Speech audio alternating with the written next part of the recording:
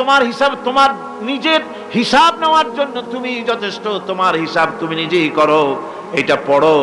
আর সেই কিয়ামতের দিন কোনো সাহায্যকারী মিলবে না।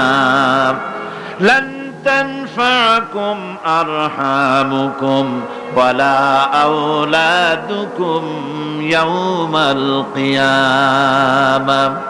লান তানফাকুম, কিয়ামতের দিন কোনো ফায়দা হবে না, অবশ্যই কোনো ফায়দা হবে না, কোনো উপকারে আসবে না। কিয়ামতের দিন তোমার সন্তান, তোমার স্ত্রী, তোমার মাল, তোমার সম্পদ কোনো উপকারে আসবে না কিয়ামতের ময়দানে। সেদিন সব তোমার সাথে বিচ্ছেদ করবে, সব পালায় যাবে।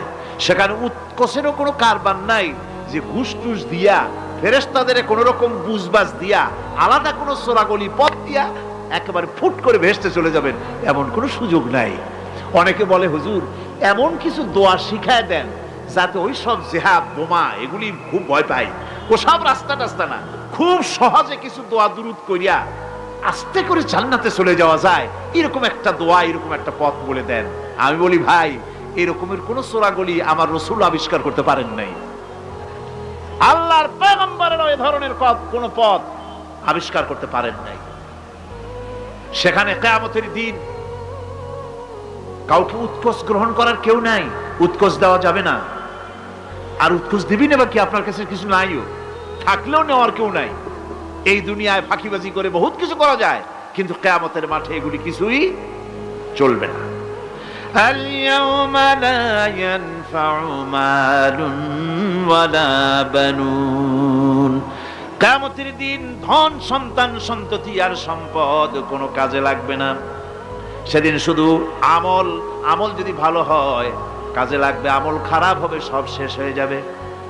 আল্লাহ রাব্বুল আলামিন নবীজিকে ডেকে বলেছেন, নবী আপনি বলেন, কুল মা কুনতু বিদআম মিনার রাসূল, আপনি বলুন আমি কোন নতুন রাসূল নই, আমার আগে অনেক নবী রাসূল পৃথিবীতে এসেছেন, তারা বিদায় হয়ে গেছেন। আমি জানি না কিয়ামতের দিন আল্লাহ রাব্বুল আলামিন আমার সাথে কি ব্যবহার করবেন, আর আমি এও জানি না যে কিয়ামতের দিন আল্লাহ পাক তোমাদের সাথে কি ব্যবহার করবেন।